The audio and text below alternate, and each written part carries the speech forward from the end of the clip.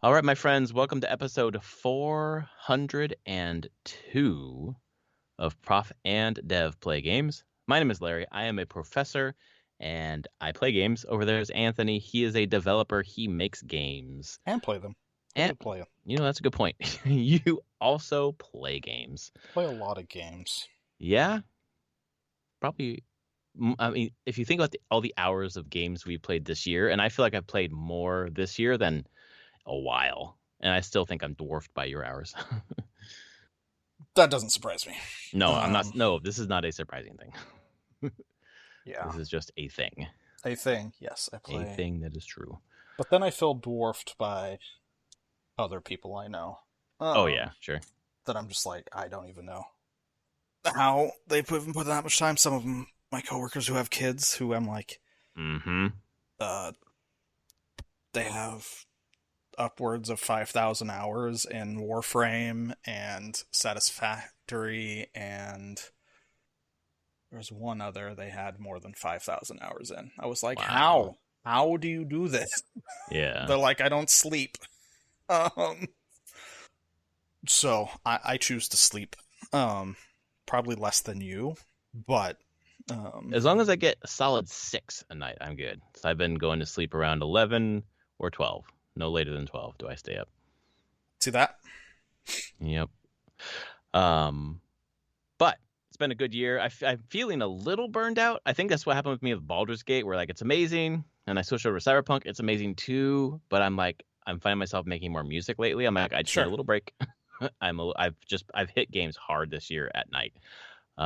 Played so many great games this year, and I just need a teeny break before I, power through the rest of the year, because I want to finish a bunch for Game of the Year, or at least get a good chunk in. So, but this week we have a hodgepodge of stuff we're talking about. There's some headlines going around about unionization in Poland. We'll talk about that. Microsoft is trying to close their deal. They have until the 18th for ABK, but they want to close it by Friday the 13th, which is a choice. And other random smattering of news. So where do you want to start, Anthony? Let us start with, let's just get the Microsoft stuff out of the way. All right, let's do it. By end of the week, huh? Yep, they want it by Friday. Which is interesting because when Bethesda closed 3 days later or so, they had some games in Game Pass from Bethesda. I don't think that's what's going to happen here, but it is a thing. It is a thing. I did see a weird thing there. It was on Steam. Diablo 4 is coming to Steam. Yeah, they brought Overwatch 2, and now they're bringing Diablo 4. I guess the individual launcher thing isn't working. Steam has one. Yeah, it's true. I guess so. I mean, there's definitely probably a thing of Activision just being like, yeah, it's easier just to have everything everywhere. More money, right? Call of Duty is on Steam, right? I believe it was taken off and they put it back. I thought that was the first thing that went back on, but I could be wrong. It's back, yeah. You can do Call of Duty wherever now. Yep. Yeah, I mean, that just might be just like, yeah, we don't want to manage our own server anymore, our own service, in that way. Or actually, no, let's be honest here. A lot of this probably helps them with the purchase. That's what I was bringing it around to. Look at our games are on different, not just available through our own. Oh, that's right. It's not a monopoly. We'll sell it here. Yeah, see, look at you can buy our games wherever. You can buy it on our little storefront. You can buy it on Steam. Interesting. You got to believe that's part of it. Like, get these games on other platforms now. Stat. It feels like so late in the game for that to matter, though, because I guess the CMA is still, the opinions are still being written now for the CMA, so they come out early this next week. Yeah. But it shows an effort that they're doing this. Look they're not a monopoly. They're not going to do that. Why would they do that? They're nice. They're playing ball with everybody. $68.7 billion. Yeah, I think it's going to happen. We're done. At this point, nothing stops. Yep. Nothing is stopping it. So Kotick can leave, please. He'll get his money and then walk away, please. I've been reading some pieces this week about kind of in the vein of, Kotick made Activision Blizzard a lot of money. Do you think Microsoft's going to let him go? And I'm like, I hope so. I don't think they can keep him, but if it's just about money, So that'd be the worst fucking scenario where it's like this conglomeration grows and then you keep the gross people. And it's, like the juxtaposition is Ubisoft this last week where, a couple years ago there was the sexual harassment stuff and then they got rid of some upper level people, right? Yeah. Well, did you read about the news where those investigations have been going on and fucking 5 got arrested? Yeah, I saw that. So, I still think that guy's got to go and is going. Of course, we want him to go, but I mean, here's the other way they might do it. They might, for visibility's sake, keep him on, kind of, but just in a less active role. Just being like, yeah, you're still here, but we'll take it from here. But would he want that? I don't like know. a diminished role. He's like, just go do stuff on your yacht. I don't know. Yes, well, we definitely want him to do that. There's so much more he could be doing with his life. Yes. Doesn't he want to? Is this I'm still interested in checking out Diablo 4, and I've obviously still resisting. So when that thing goes through, I'll probably pick it up, or maybe I'll wait until it's on sale. Yeah, wait for a sale. Wait for Black Friday kind of sales. Yeah, and I'm sure there's a new season starting. Oh, right, that's right. I would expect any kind of sales to happen around that time too. We'll see. Diablo 3 seasons are still better. This is the last, and this is the last one for Diablo 3. Which I'm just like, come on, can you guys just talk to each other? There's no reason D4 seasons need to be boring. But that's where we are. I'm sure no one's talking to each other. Especially D4. I've said it before. They just want to be not D3 sometimes. And I think that's a very poor... Anytime they try to do...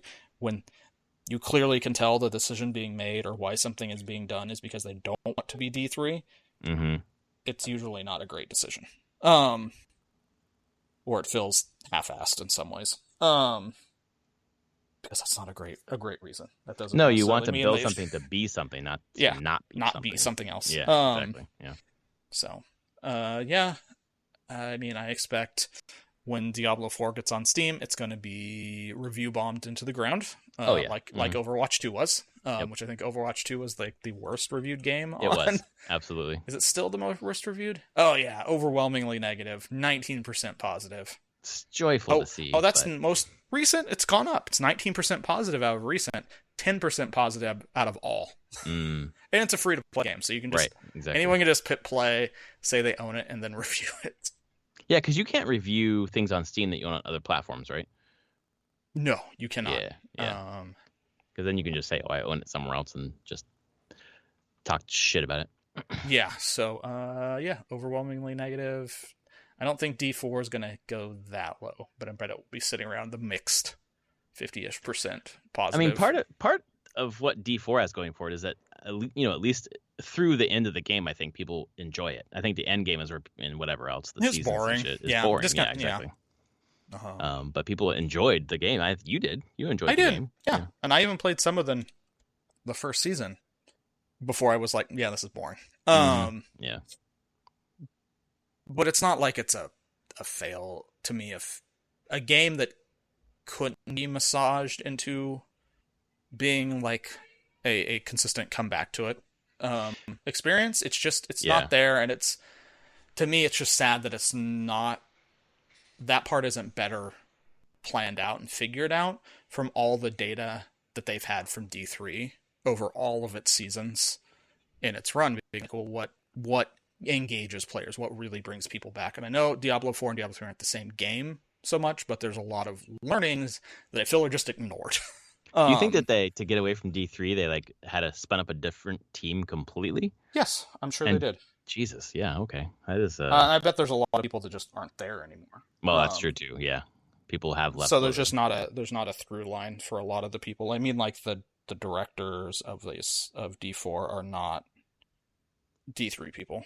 So I might be misstating the name, but I thought Rod Ferguson was in charge of the brand. Yep, he came in. That's still odd to me. Because he's been all over the place. Because he was on Gears. He was on Gears of War, yeah. Yeah, he was on Microsoft, and he was on BioShock Infinite for a while. Like when Infinite shipped, like he came on and kind of saw that game through to its launch. got it out the door. I had always heard of him more of like a fixer in that way. Mm-hmm. But he's been on Diablo 4 for a bit now. Yep. But either way, yeah, I'm interested to pick there's it up not and that play the campaign. that through line of like people that have worked on the franchise so much anymore. Right. Metzen's coming back though. What is?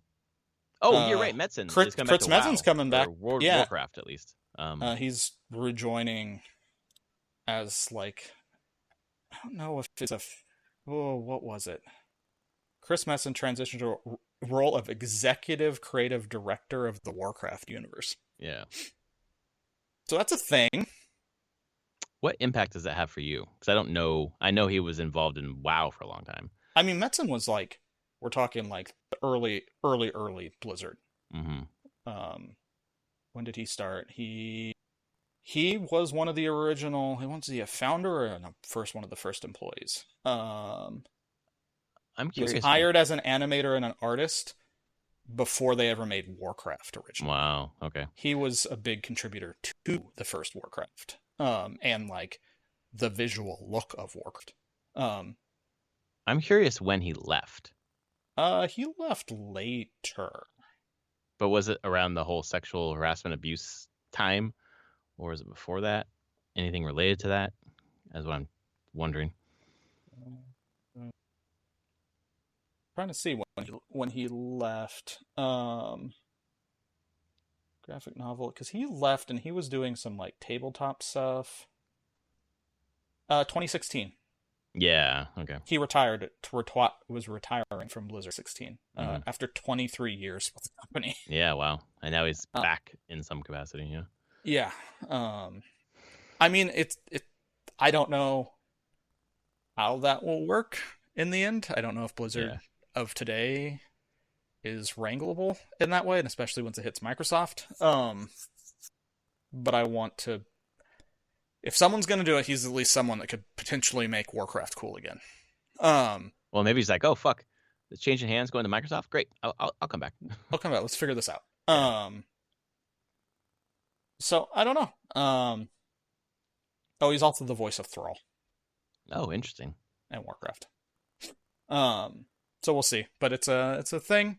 So, I don't know. I mean, all this stuff tied into the sale, people coming back like that. We'll see. I know a lot of people will probably get a lot of money out of this sale. Oh, hell yeah. And there'll be a lot of executives that will have some golden handcuffs for a little bit, and then they're probably going to bail. Because why would they? Fuck off with their money. Yeah, I did it. Yeah. I hit the top of the mountain, cashed out. Oh, they're requiring me to stay for 2 more years. Fine, I'll stay for 2 more years and get a big old stock grant or something by the end of that and make a shit ton more money and buy. And Microsoft will get to do whatever the hell they want to do with Activision Blizzard. And what do you, other than mobile? I think mobile's the big part of this, but like, what's the first big thing you think Microsoft does? Oh, that's a point. I've been wrestling with that. I'm like, what is the first I think it's thing? something with Warcraft, I'll be honest. Think so? Interesting. Okay. Because I think it's just Warcraft has languished. Yes. And it's a really popular brand, and you just had D4. They'll work to make D4 better. And more engaging over seasons, but I do think something, I'm not even saying World of Warcraft. There's just going to be something out of Warcraft. They're going to do something with that property. Yeah. And make it feel relevant again, or at least try, because I just feel like it's languished at this point. Well, especially anything outside of WoW, and WoW certainly has as well, but like, they did the classic, the whatever the fuck it was called. They brought back Warcraft 1, right? Remastered or something like that. It was the Warcraft 3 one that was terrible. Yes, exactly. Which is sad, because Warcraft 3 was actually really good. But it was terrible. Or there's StarCraft as well. They haven't done anything since 2 with StarCraft. And 2 came out, God, over a decade ago, right? Yeah, it's come out a long time ago. Crazy. That would be my thought in the end, is that that they will do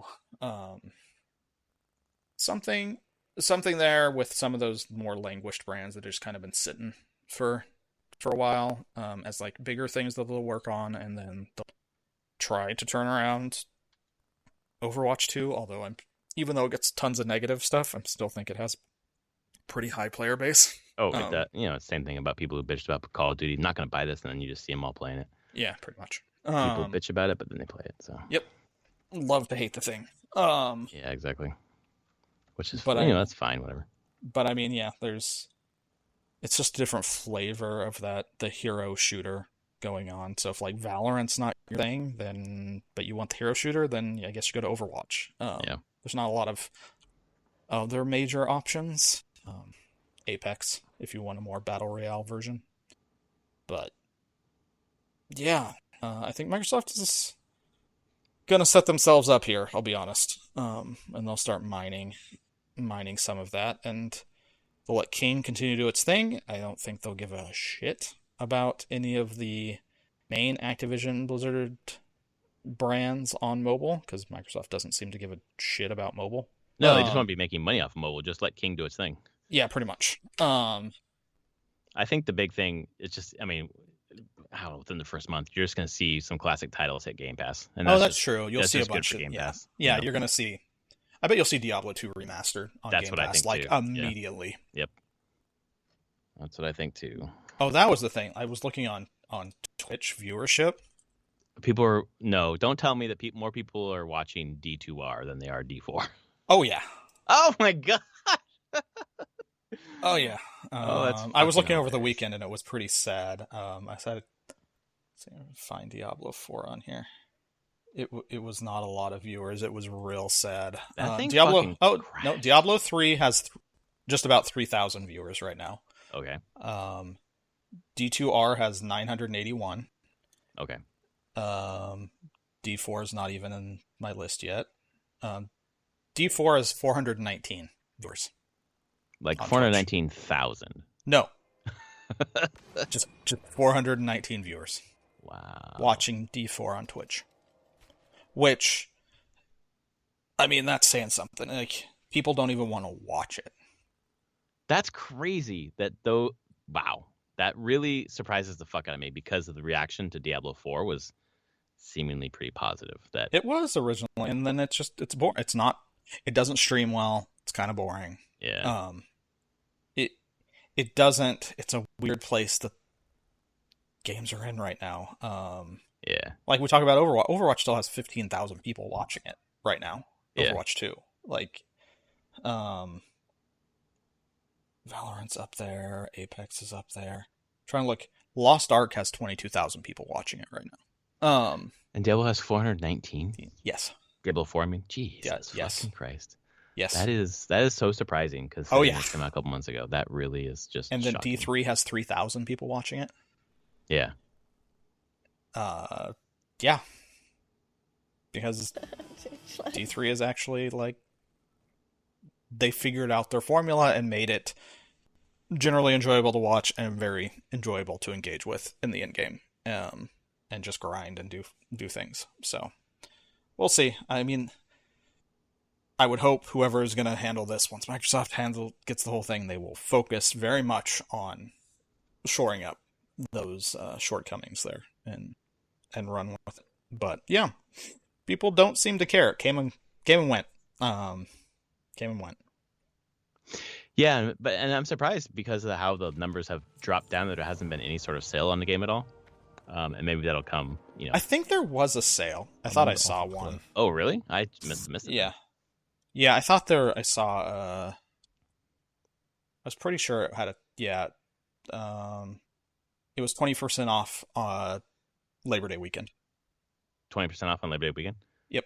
Okay. I missed that then. I mean, it will be 20% off again, I'm sure. Oh, yeah. I think or it'll more. Be more than that, yeah. But yeah, so that's all been happening. You mentioned the news of unionship in Poland. There is a couple articles I saw. One from like Eurogamer, and then got linked on our Discord. That was from Games Radar. And they're like, the Witcher and Cyberpunk 2077 staff unionized after 3 waves of layoffs at CDPR this year. I went digging. It's not exactly that. Yeah, the headline is not correct, right? It is not in the clear in that way. Like, yes, a union has happened. Now there is a new union, Polish Game Dev Workers Union, which is this. I'm going to their website. A commission of the OZZ. I'm not going to try to pronounce that IP. Yeah. Which is a larger Polish union. So they've got backing from that. There is starting monthly dues. 16 Polish PLN, whatever the currency is. I don't know what the Polish. The zloty. Yeah. Zloty, I should say, actually. And that's going to be used to create promotional materials, collaborate on long-term union policy. Key point, they don't have long-term union policy yet. There are no risks. Yep. Talking about why doing unions, that's fine. Do unions, it's great. They talk about the layoffs. That's fine. That's kind of prompted them to do this. They're a section of OZZIP, a large nationwide union covering many different sectors and companies. I don't know about unions in Poland, so this is an interesting. Different countries have different structures to their unions. Exactly, and that's the way I want to wade in. I don't want to wade into this from obviously I'm the in charge of a union, and I know very clearly what our union is, but the rules for a public union, public employee union versus a private union, even in California, is fucking different. Yeah. And then nationally it's different, state to state it's different. So no idea. Honestly, around the world. In Poland, maybe if you just talk about a union, you're in a union. Maybe this headline's right. Yeah. It's a lot of unknowns. What are our goals? They have some goals. That they want to be able to negotiate with CDPR. They're starting mostly at CD Projekt, focusing on that and being hey, we want our employees' voices to be directly heard when making decisions. Plans for the future. They want to gather. Their main plan is gather more people. They have reached out to the board of CDPR and want to establish a dialogue. We are currently and is effectively a trial period, a period in which a union is being legally established but doesn't yet have all of its governing bodies in place. Yeah. In mid-December, they're working on getting union activists and groups. How do I join? You fill out a declaration, and they have either personally in the Warsaw office or send a physical copy. How would I join? Talks about joining. Trying to see if there was the one that it was. There was the anonymous one where basically, there are no legal risks related to joining the union. Your membership will be anonymous. Not to mention that dismissing someone because of unionization is illegal. Okay, Poland, that's illegal. Good. You decide to if and to whom you reveal your affiliation on your own terms. And they talk about joining. Will the company, others, workers know if I join? Union membership is anonymous. Union members know each other through Discord server, but people outside the union have no means of learning that you joined. And said to yourself, you can choose to reveal your membership to anyone you want. They're really just the point of their forming this, really more than anything. It's not like all CDPR employees in Poland have joined this. Theoretically, they could have. They could all be on this Discord server. But that's... If they're not saying that, I doubt it's happened. Because I feel like that would be a major press piece to say, hey, this entire company's workers have joined. So I don't see it as a bad thing. I just see that the headlines, the way they're being written, is disingenuous for what's really happening here. And it's a good thing that's happening. It's just... I feel like they're putting more weight on the current timeline of or where it's at in the process of forming a union and being properly recognized and being able to serve the employees that you're wanting to sign up. Yeah, I hope in a couple of years we look back and it's okay, this was the start of something big. Yeah. And I think we're seeing, there was news this week about, it was QA, I think it was QA. I'm blanking on the game development studio that it was this week, but there was some unionization either in it was like a triple or double A studio, kind of mid-tier, but there's little rumblings here and there, and I wish my recall, wish my mushroom peels were helping me here. But it was like 100 people that I think were involved in QA for. I don't know why Dragon Age is in my head, but I don't think it was Dragon Age, obviously, because that's. No, I'm even Googling and I don't see anything. I'm actually seeing that SAG-AFTRA is striking this video game. Oh yeah, shit! Is that the day? I know they authorized the strike. They authorize. It hasn't happened yet, but it's authorized to do it, and I'm like, oh, good. Yeah, that one's going to be interesting because I worry. I mean, the writers basically got what they, the studios got hurt. The writers got what they wanted for the most part. I wonder. Yeah. I don't know. I was thinking about SAG-AFTRA actors versus like SAG-AFTRA video game voice actors, and that they're not as well known outside of like us. Like, does that help or hurt? I mean, they did this in terms of public pressure. I mean, yeah, I don't know on public pressure. I'm looking at the voice actors struck back in like 2014. 2016, I believe it was. 2016. Okay, a little bit later than I thought. And it worked out. I mean, there, like most of the stuff here, there's like a level of concession that happens, but they got a lot better. Like, their contract was a lot better. Be curious what this new contract is. Where we're at now. I haven't dug deep into. I haven't either. But the actual voice actors are. They're asking for the same thing. Ask for the same thing that the actors are asked for, like a 11% increase this year, next year 8%, and then residuals, and then against AI, obviously provision against AI, and then against harmful vocal performances in of course, demos or whatever. Real quick, it was Avalanche Studios. 100 developers joined a Swedish union. Right. So I did not make it up.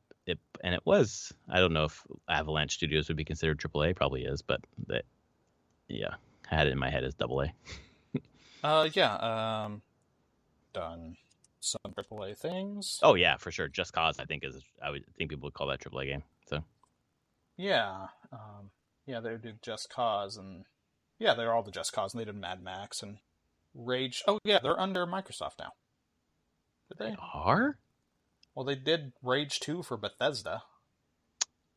They did? Yep. Wow, I did not know that. Interesting. They did the PS4, Windows, and Xbox One. Ooh. Published by Bethesda Softworks. Developers were Avalanche and id. Huh, interesting. Who are they owned by? Their subsidiary. Parent. No, they're owned by Nordisk Film. So no, they just work with Bethesda sometimes in Xbox. Right, maybe they got contracted. But they are owned by Nordisk Film. It is a Danish entertainment company established in 1906. Wow. Okay. Guess that film entertainment company. Avalanche is just part of their of Nordisk Games. Raw Fury is part. Raw Fury is part of Nordisk Games? Yeah. Oh, we talk about Raw Fury later. They're private, but Nordisk has invested heavily in them. So there you go. So they don't own them, but they to do that. Crazy. All right. So I would say Avalanche is really AAA in those ways. Yeah. But they're the ones who, some people from there are unionized. Avalanche didn't, but 100 folks from Avalanche did. QA mostly, right? That's what I remember. And that seems to be where most of the unionization is coming from, because it's the absolute, honestly, the pit crap. Of hell. The pit of the industry. Yeah. Where it's needed. I mean, it's needed in lots of places, but yeah. I'm just happy to hear the word union so much. It's support for unions is higher in the U.S. than ever before, and it's good stuff. That's a good turnaround, I'll be honest. Yeah, for sure. And there's some fucking stupid ass fucking posters in Amazon talking about how don't join a union because then you can't control your wages. Like, no, that's the reason to join a union. I mean, one of the many reasons. Jesus, like, you actually have a say in your wages. Otherwise you don't. Like, it's like such dumbass, almost like Chat GPT wrote this fucking thing, because it's like nonsensical with the arguments that Amazon's making in that fucking poster that's making the rounds. Anyway, Any other news bits before we get into what we've been playing? I don't think so. All right. I Well, think then we why can don't we head in. Yeah, I'm gonna start talking about a podcast actually, the Besties, which is the McElroys and Chris Plant and Okay. someone else. I can't remember the other person's name. But I've been listening to a lot lately. That's my newest gaming podcast, basically. And boy, is it fucking good. But today they were talking about just a collection of just indie games they wanted to shout out. And two of them were one was Pizza Possum, which I never fucking heard of. But the other one was I've heard of that one. yeah, the other one was Chance of Senar, I've heard of that Chants. one. Okay. So as I was listening to both of these, I was like, wow, one of these my daughter would love. One of these my wife would be interested in. So the Pizza Possum was basically like this. It's a game where you're a possum running around this little village, eating food. Eating food is left out. And in two-player, you can be a possum and the other person can be a raccoon, but you're just eating food. And then you get powers over time. You gain points by eating food. The points convert to keys that unlock gates to get to other parts of the village. But they also lead to unlocks that you can use further in your run. You're unlocking things like a cat in the box that distracts all the dogs because everyone in the village who's trying to capture you from eating the food are dogs. Okay, makes sense. Sure. Boxing gloves to punch the dogs for a short amount of time. You can throw a smoke bomb eventually. We have 2 unlocks left. Okay. And the goal is to get all the way up the mountain, basically all the way up the village to the top where the queen has a huge pizza in front of her. And then you have to eat the pizza. And once you eat that full pizza, and it takes a while to eat this huge pizza, then it's over. And you get a crown, and then you start again. And this is the developer is Cozy Computers or Cozy Computer, and it's published by Raw Fury. Okay. So it's just Cozy Computers, just 2 people. It looks like an Unreal game. I'm not Unreal. It looks like a fucking Unity game, to be honest, but I don't know. You showed the video of it. It totally looks Unity. It looks Unity, yeah. And it's great. So I had the best gaming moment I've had since I was a kid. And we've been doing this podcast for fucking 8 years now. This was the best gaming moment in those 8 years. And it reminds me of when I was a kid playing Darkwing Duck and my brother was like, don't stop. You're at the end. Keep trying. I was so frustrated. I wanted to throw the controller and fucking quit. My daughter and I were playing and we're getting closer and closer to the end. And the difficulty like kind of ramps up. And it must have been 50 times we failed. We kept restarting and restarting and restarting and restarting. And finally we, went in with a strategy. And she was like, we were working together. The teamwork was awesome. She was helping me. I was helping her at the right moments. When you get captured by a dog, you have to like touch the dog to release your friend and vice versa. We're helping each other out. And we executed this strategy and get to the pizza and eat like 5 of the 6 slices. And then I get pulled away and captured by a dog. So there's nothing I can do. And then, but I happen to pull all the dogs away from the pizza. My daughter runs in behind and eats the last piece and boom, we win. And it was like, an hour this morning, an hour this afternoon, so 2 hours total trying to get through. And just the elation, the excitement, like high-fiving, hugging, just so excited. It took so much to push. And then you get a crown and you get to do it again with like, it's almost like a New Game Plus where you get to do it again with like an extra power. Sure. And then we just steamrolled it. We did it in 5 minutes. And it was like, seriously, like so much elation, so much excitement and like what video games are, right? Like teaching you that like, yeah, do it over and over and over and over again. You learn from failure. You don't give up. You get frustrated, but she was like, I'm frustrated, but I'm having fun. Like, yeah, there you go. That's what video games. What you do. You're in the zone, right? You're in the fucking sweet spot. Yeah. And boy, it's $7 and it's like this, just super simple, just a 1-button game running around. Yeah. And I haven't had that much fun in a video game. Like playing this co-op with my daughter was just like, boy, amazing. So did that. And the other one was Chance of Senar, which they were talking about on the Besties as though it's a game for language nerds. I was like, well, that's us. So basically the way that you're kind of going up this Tower of Babel and along the way you're meeting a bunch of people and they talk in symbols and there's no language that you can understand until you start deciphering the symbols, have a notebook, kind of figure out what the symbols mean, take notes. And as you get it correct, those words show up in their speech. So you're starting to decode what they say. So you're using contextual clues. You're using information in the environment to piece together the language. And as you Yeah. finish the game, you've completed the language, I assume, which is something that would be awesome to play with my wife, because we both are really into language. So that'd be cool. And then another one with my wife, we played, try to do a game night once a week. And it's mainly Fall Guys. It's just like hilarity with Fall Guys. But we tried Humanity, which came out on PS Plus this year. The puzzle game by the folks who did Tetris Effect. Yeah, I know what you're talking about, though. Really fucking good. It's really good, and it was interesting watching my wife do it, because we're doing the PS5 thing where you can both have a controller, but you're controlling one thing. Yeah. And the first one was pretty straightforward, where you're the dog and you're just trying to like maneuver the stream of people to get to the light, basically. And you do that by putting an arrow in their path and then putting an arrow in their path later to kind of aim them towards the light. Very Lemmings-esque. Yeah. But as you go through this prologue kind of, it's basically tutorials over like 7 or 8 levels, it introduces like a new mechanic every level. And my wife was barely getting the first one. And then it would give another one, and then another one, and another one. And she was just like, fucking, what the hell is happening? Like, let me have the first mechanic for these 6 levels, not give me a new wilder mechanic every level. So the on-ramp was pretty steep. So eventually she just like told me what to do, and I did it.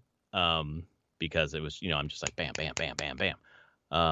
And we had a really fun time solving the puzzles, and it was like she kept talking about how satisfying it was. That's cool to see the people go up in the light and whatever.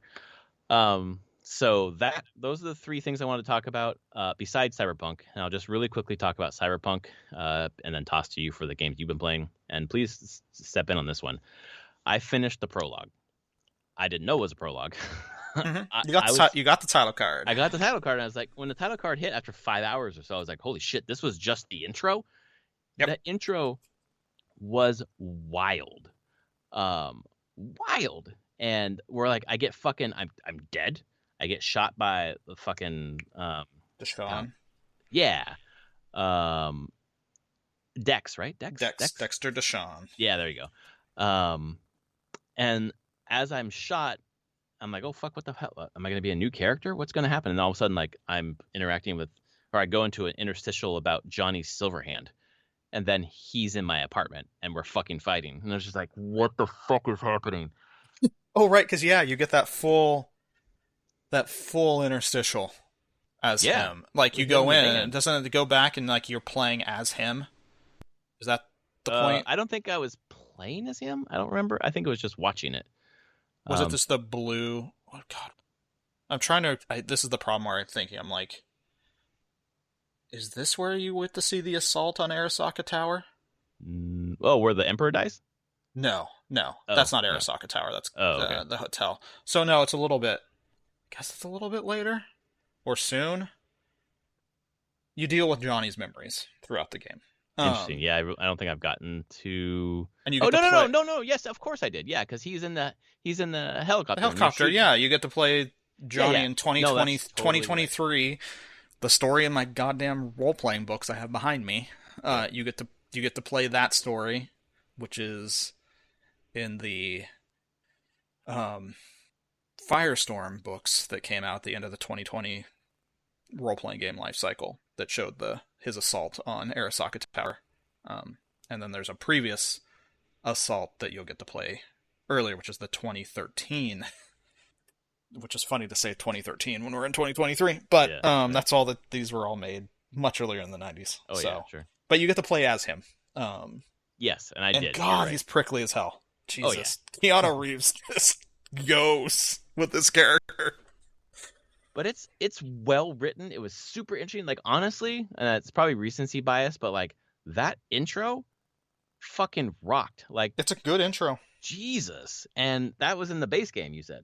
Yeah, no, almost everything's in the base game that you play through. There's only minor things. The key part is you're just not experiencing bugs.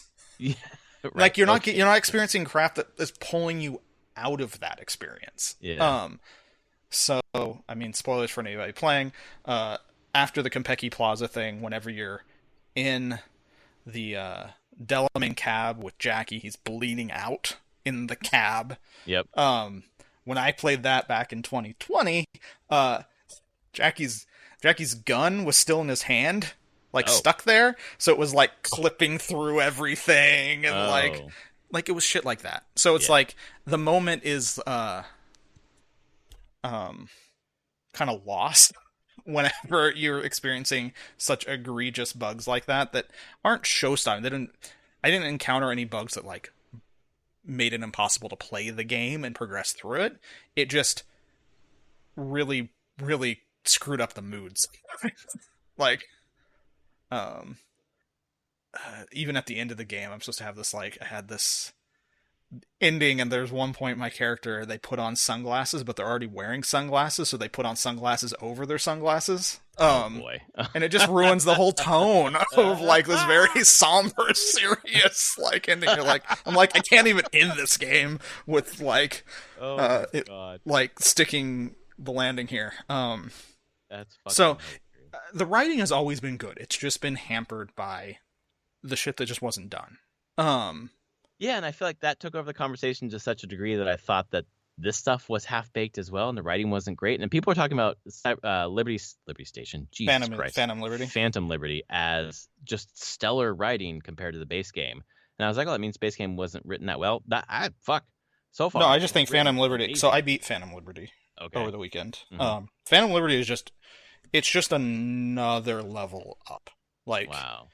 They had time to sit and iterate on their writing, make it even better, and then the performers just perform so well at it. Keanu Reeves he's already good as Johnny Silverhand. He's just even better in Phantom Liberty. So it just feels like just a step above.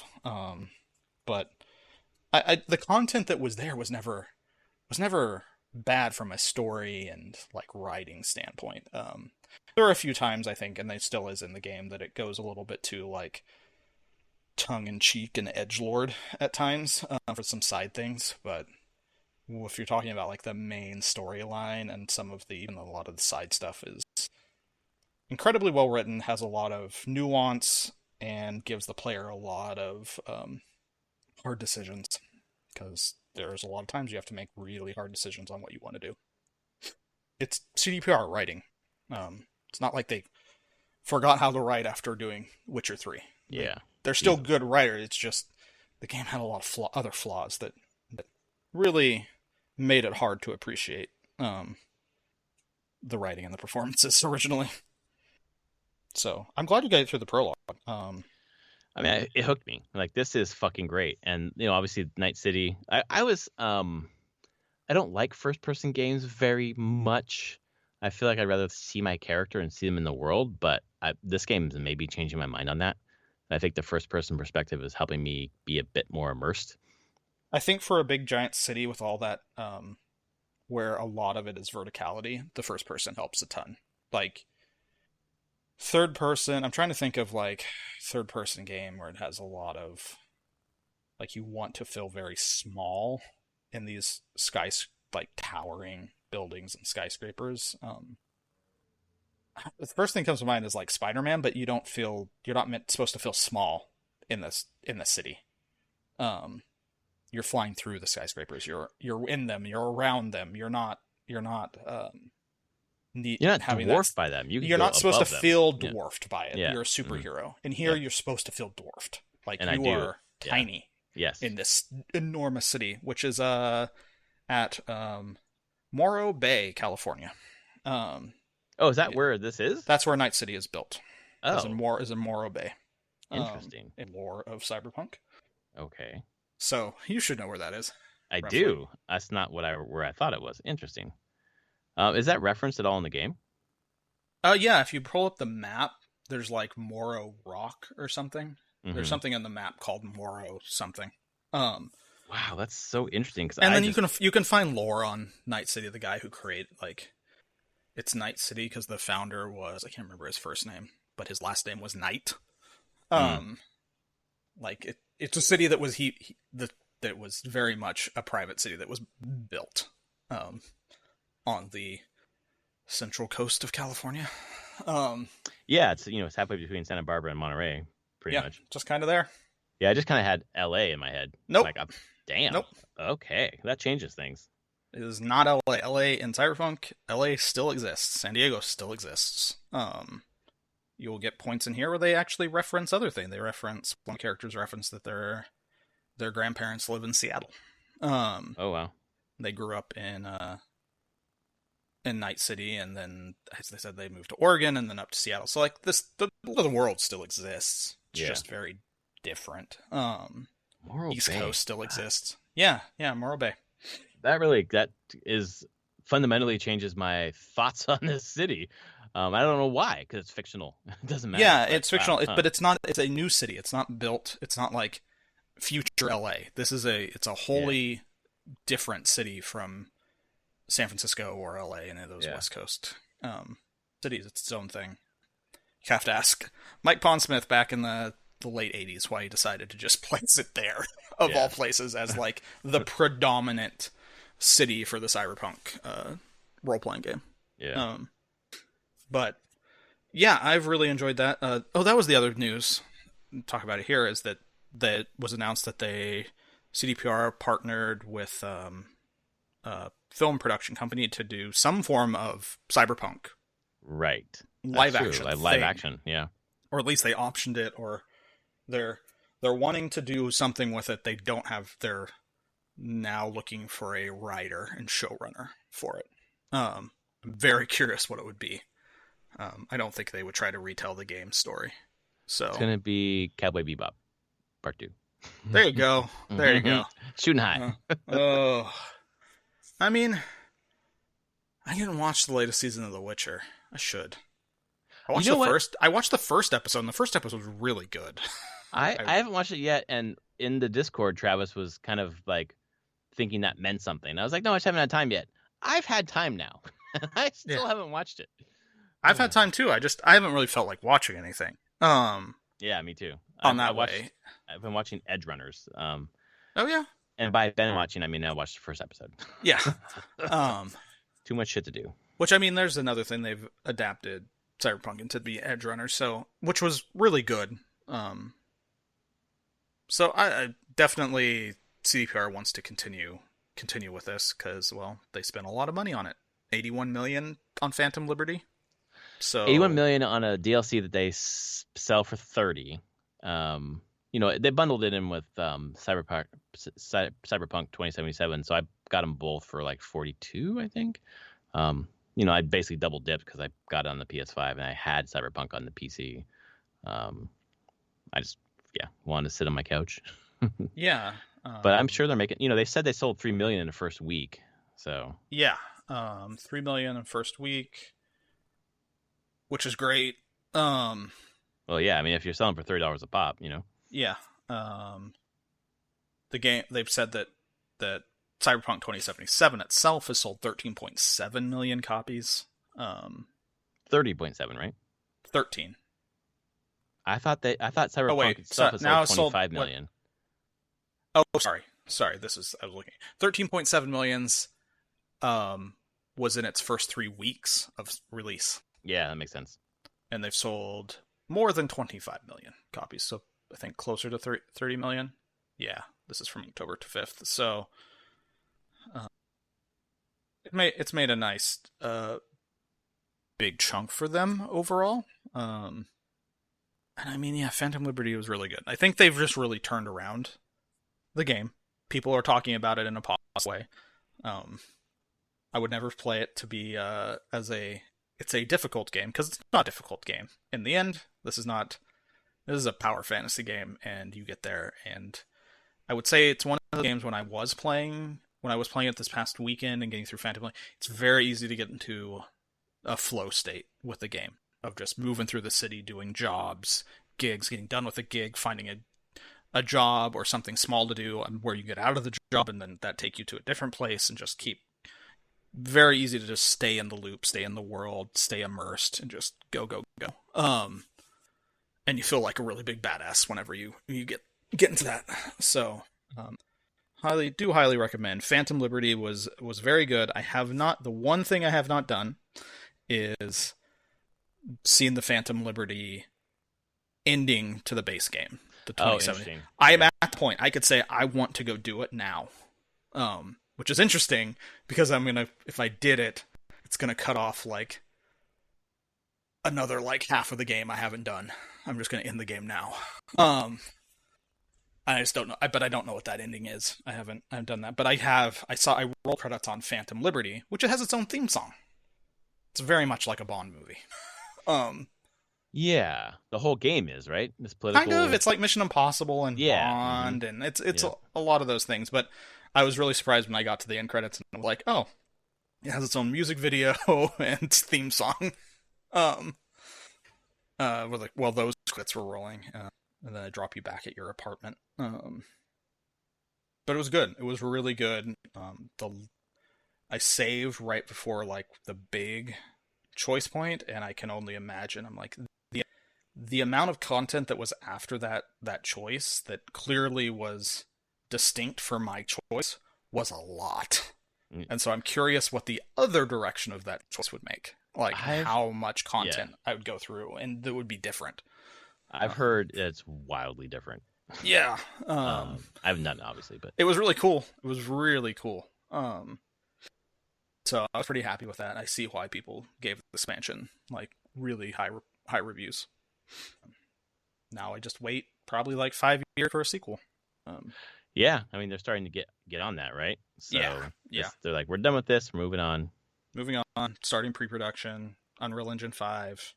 Go. We'll see how long it takes them. I'm very curious what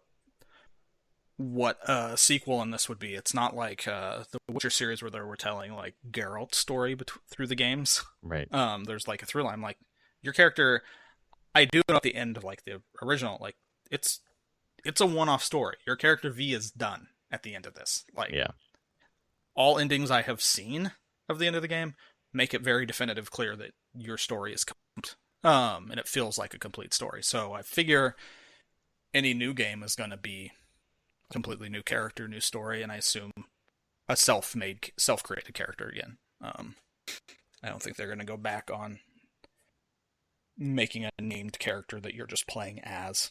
Right. So we'll see. I enjoyed it. It was cool.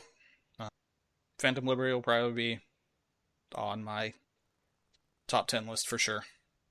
Yeah, it sounds like a lot of people were talking about it in terms of how is it eligible to be Game of the Year, having those kind of talks, like what makes Game of the Year, blah, blah. But the CD Projekt Red does, at least with The Witcher, like they're such meaty expansions, and this seems like the same. Pretty sure I put Blood and Wine on like my Game of the Year list back in the day. I absolutely fucking did. So, yes. Like on this podcast, it's no question. Yeah, and I figure I'm like, if that Blood and Wine can be there, Phantom Liberty can as well. I would say the only difference with Phantom Liberty is it's not where Blood and Wine really felt like, because of the Witcher world, you're going to a very different land to play it, and it's kind of much more self-contained. Yep. Like Phantom Liberty is in a district of Night City, so it still feels incorporated into Night City as a whole. So it's bleeds a little bit more into the base game in some ways, connective tissue there, but it's still its own distinct thing. It was very good. Played anything else? Not really. I've been just doing dumb Monster Hunter Now stuff. It's got me out walking. Oh, interesting. You are hunting the more monsters. On the train. Just hunting the monsters. That's cool. It's a good excuse to go walk. Hell yeah! Just like Pokemon Go, get out and walk. Yeah, get out and walk. I want to go hunt that monster. Is just down the street. I should just go walk down there and get it. Gets me up out of my seat. So it's nice. Nice little thing there. I've hit the wall. It's very grindy. Very, very grindy. But I've kind of turned my brain off of being like, don't worry about the grind. Just if you're enjoying getting you out of your chair, moving somewhere to do something simple that takes a couple minutes, and you get anything for it, sure, whatever. That's great. Next. That's a good enough reward. So that's been fun there. I did want to give a shout out to an ex-PopCapper though, who put up a demo for a game I haven't got to play yet, but ChronoDojo on Steam. ChronoDojo. I worked with this guy, Tyson Henderson. He was the producer, designer, artist for Bookworm Adventures. I Oh, worked with dang. him on a Okay. number of things. He left PopCap. It's a cute cooperative tower defense beat 'em up game. Yeah. Whoa. I think it could be a lot of fun. Okay. Star Couch Studio. Yep. It's him and his sister. Oh, really? Yep. That is cool. I'm very curious. You can watch some of the videos on it. It looks pretty fun. It's got a nice art style. It has a very cute, it's a very Tyson art style. It feels very PopCap-y. Yeah. Which would make sense. It would make a lot of sense. Yeah. Interesting. So I want to give a shout out there. ChronoDojo, wishlisted on Steam, has a demo if you want to download and play it. I haven't got to do it yet. Yeah, I'll download that. I'm curious if the demo has. I bet is it full controller support, remote play together, shared split screen co-op. So it's not. It's like meant to be more like couch co-op. That's you beating up a car. Yeah, I saw it. It's like, oh, it's like Street Fighter. I'm sure it is. I'm sure there's a part, and that's the exact reference. I mean, tower defense beat 'em up with friends. Just didn't see those words coming together. That's very interesting. So there's my shout out. Go wishlist it. ChronoDojo on Steam. I have done so. There was I'm desperately trying to find it. I was listening to which podcast was it? It might have been the Besties, but I don't think it was. And they were talking about this demo. It's a free game on Steam that is like a Commodore 64 RPG. It's free. Oh, I know what you're talking about. I think I own it now. Yeah, you probably do. You probably heard about it too. I heard it out and I was like, oh, it's free? I will not. I will check it out. And I'm blanking on the fucking M. It's like 2 words, I think. Didn't start, isn't it M? M. Let's go to my M's. Moonring. That's it. Thank you. Jesus Christ. Moonring. Yep, it was an M. 1 word, Moonring. Yeah, just 100 megabytes basically. Yeah, and it's God, there's some good patch notes. Yeah. Talking about thanks for all the fucking bug reports. Yeah. It's the co-creator of the Fable series. Made it. So not Molyneux. Another dude. Here's the other. Mm-hmm. Here's the recent patch notes from yesterday. Found that the build was nice and stable on my setup because it was checking for local developer files. Now my wife has gone off to play Final Fantasy XIV because I'm apparently obsessive. Please let this be stable enough so I can take some time off, ? I really need it, and I like my marriage. Oh, fuck. We're watching a relationship dissolve before our eyes. Oh, interesting. Yeah, so, I need to play this. It's it looks neat. I've heard people describe it as like if you like old like those Commodore 64 Yep. older RPGs, but old Ultimas or old Elder Scroll games like Daggerfall and earlier ones where it's just like there's just a giant world and you don't know how things are going to work. You just play and figure shit out. And so that's I haven't dove into it, but it seems really neat and it's free. So why not? Yeah. I figured I'd at least check it out. I mean, yeah, the art style's neat. I can't believe it's free. Yeah, it seems to be working his ass off for this free game. I'm not sure is it like something that like advertises you as a new studio so that people watch for your next thing? I don't know what the benefit is other than like I made a thing I want people to play kind of thing. I love the a thankpology. Yay, Yeah, and also boo. Huge thanks. To tell the truth, I wasn't expecting more than maybe 100 or so downloads of Moonring. In addition, only 2 of us, me and 1 Discord member, have been bug testing. Yeah. I love that. That's hilarious. That is hilarious. He's been doing a lot of updates too. Holy crap. Yes. Like maybe take a week off and be like, this is where it's at right now. It's free. Just let people be. It's fine. Yes. Just let it be free. Exactly. You don't need to be that involved. Man, that reminds me of NetHack too. Holy crap. Oh, interesting. Just in a way of being like, incredibly obtuse in some ways. Looking at the screenshots, I'm like, that's fine. All right, maybe I'll give this a shot this week at some point. See what the hell this is. I think that's my goal too. I'm going back to Oh. San Jose on Saturday, going up and coming back down the same day.